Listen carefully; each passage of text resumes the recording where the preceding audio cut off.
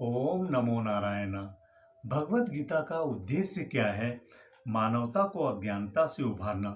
जिस प्रकार कुरुक्षेत्र की युद्ध भूमि में अर्जुन समस्याओं से आ गिरे थे और उसी प्रकार प्रत्येक व्यक्ति अपने जीवन में कई तरह की समस्याओं से घिरे रहते हैं। अर्जुन क्षत्रिय थे और धर्म की रक्षा हेतु युद्ध करना उनका कर्तव्य था, परंतु अपने परिजनों के प्रति मोह के कारण वे युद्ध न करने का निर्णय करते हैं। जब अर्जुन के सारथी भगवान श्री कृष्ण अपने मित्र एवं भक्त को इस भ्रम एवं उलझन में देखते हैं, तब वे अर्जुन को उनके योद्धा के कर्तव्य, वर्ण धर्म जिसे कहा जाता है, तथा आत्मा के रूप में उनके शाश्वत कर्तव्य सनातन धर्म का ज्ञान देते हैं। प्रत्येक आत्मा एवं श्री भगवान के बीच सनातन संबंध को पुनः जागृत करना। भगवान श्री कृष्ण उन समस्त जीवों के कल्याणार्थ ज्ञान देते हैं जो अपने स्वभाव तथा श्री कृष्ण के साथ मतलब भगवान के साथ अपने शाश्वत संबंध को भूल गए हैं। इस संबंध को पुनः स्थापित करना ही हमारे अस्तित्व का चरम लक्ष्य है। हमें भगवत गीता समझने का प्रयास क्यों करना चाहिए? मनुष्य जीवन अति विशेष है मित्रों। मनुष्यों एवं पशुओं में 4 कार्य सामान्य होते हैं, ये आप सभी जानते हैं मित्रों। खाना, सोना, संभोग एवं संरक्षण। आहार, निद्रा, भय, मैथुनम च सामान्य मेतत् पशुभिर्न राणम। धर्मो हि तेषाम अधिको विशेषो धर्मेण हीना पशु भी समाना। खाना, सोना, संभोग तथा संरक्षण के 4 कार्य मनुष्यों एवं पशुओं में समान हैं।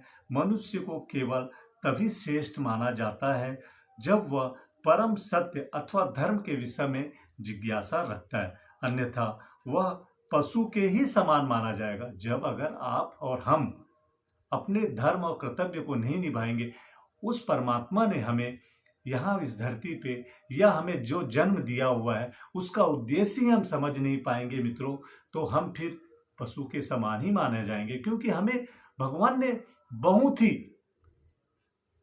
एक अदृश्य अद्भुत एक शक्ति दी हुई है, उसे पहचानना हर मनुष्य का कर्तव्य होता है मित्रों। मनुष्य को विवेक बुद्धि का विशेष उपहार प्राप्त है, जिनके द्वारा वह अपनी स्थिति एवं अन्य विषयों की जिज्ञासा कर सकता है। जब तक व्यक्ति यह प्रश्न नहीं पूछता, जब कोई व्यक्ति है ना, जब तक ये अपने दिल मस्तिष्क से यह प्रश्न नहीं पूछ सकता, मैं दुख क्यों भोग रहा हूं या दुखी क्यों हूं, तब तक समझना चाहिए कि वह पूर्ण मनुष्य के स्तर पर नहीं आया है। हम गर्मी, सर्दी, प्यास, भूख, जन्म, वृद्धावस्था, रोग और मृत्यु नहीं चाहते, परंतु कोई भी व्यक्ति इनसे मुक्त नहीं है। प्रत्येक व्यक्ति चिंताओं से ग्रस्त है, भले ही वह इसे माने या ना माने। इस संसार में दुखों का स्थायी समाधान पाने के लिए मनुष्य शरीर प्राप्त करके हमें 3 प्रकार के भौतिक कष्ट भोगने होते हैं मित्रों। आध्यात्मिक कष्ट, अधिभौतिक और अधिदैविक। आध्यात्मिक जो कष्ट है दोस्तों, अपने शरीर एवं मन द्वारा उत्पन्न कष्ट माना जाता है।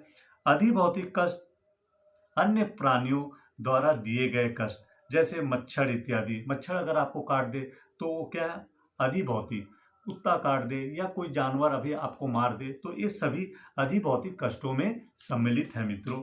अधिदैविक कष्ट प्राकृतिक कष्ट, भूकंप, अकाल इत्यादि अभी देखे होंगे दोस्तों। अभी हमारे बीच में ही जो है कोरोना काल चल गया था। ये सब अधिदैविक कष्ट माना जाता है। इसमें एक नहीं लाखों की तादाद में हमारी जान चली जाती है, तो ये सब अधिदैविक कष्टों में सम्मिलित है। इसलिए जो लोग जिज्ञासा व्यक्त करते हैं कि उन्हें कष्ट क्यों मिल रहा है या वे क्यों कष्ट भुगत रहे हैं या कहाँ से आए हैं और मृत्यु के बाद कहाँ जाएंगे, वे भगवत गीता को समझने के लिए योग्य माने जाते हैं। भगवत गीता के अनुसार हजारों लोगों में से कोई एक व्यक्ति यह जिज्ञासा करता है। अमूमन आप देखे होंगे दोस्तों, हम ये सब चीज नहीं पकड़ते, सोचते हैं यार किस्मत नहीं है दोस्तों। ये सब उस परमात्मा की लिखी हुई वाणी या लिखी हुई वो बातें हैं, तो इसे आपको मानना ही पड़ेगा। मैं दुख क्यों भोग रहा हूँ? श्री कृष्ण ने इन्हीं प्रश्नों का उत्तर देने तथा अर्जुन एवं हम सबको सर्वोच्च आध्यात्मिक ज्ञान प्रदान कर इस भौतिक संसार के कष्टों से उभारने के लिए ही भगवत गीता कही है। भगवत गीता को किस प्रकार समझा जाए? हमें अपने दिल में एक आरजू या एक सोच होनी चाहिए कि इसे किस प्रकार समझा जाए। पढ़ लेने से ही आप भगवत गीता नहीं समझ सकते दोस्तों, तो किस प्रकार इसे समझा जाए? इसे काल्पनिक नहीं अपितु वास्तविक ऐतिहासिक घटना मानकर या हमें भगवत गीता को यथारूप स्वीकार करना चाहिए, अर्थात हमारी रुचि अनुसार अर्थ को बिना तोड़े मरोड़े ही इसे समझने का प्रयास करना चाहिए। भगवत गीता का अर्थ भगवान का गीत है, ये तो आप सभी को पता है दोस्तों, मैंने इससे पहले भी प्रवचन में मैंने बता चुका है। इसलिए हमें भगवत गीता के वक्ता श्री कृष्ण को कम से कम आरंभ में तो सैद्धांतिक रूप से श्री भगवान स्वीकार करना ही चाहिए दोस्तों, क्योंकि क्या है, कई जो है सज्जन भगवान कहाँ है क्या है कई तोड़ मरोड़ करते रहते हैं दोस्तों, तो तोड़ मरोड़ करने की जरूरत नहीं है दोस्तों। भगवत गीता को भक्ति भाव द्वारा समझना चाहिए, अन्यथा यह शहद की बोतल को बाहर से चाटने के समान ही माना जाएगा। बोतल को बिना खोले हम शहद को चख नहीं सकते। इसी प्रकार भगवत गीता के अलौकिक ज्ञान एवं रहस्य को केवल भक्त समझ सकते हैं, अन्य नहीं। श्री भगवान से द्वेष रखने वाले लोग भगवत गीता के रहस्य को नहीं समझ सकते दोस्तों।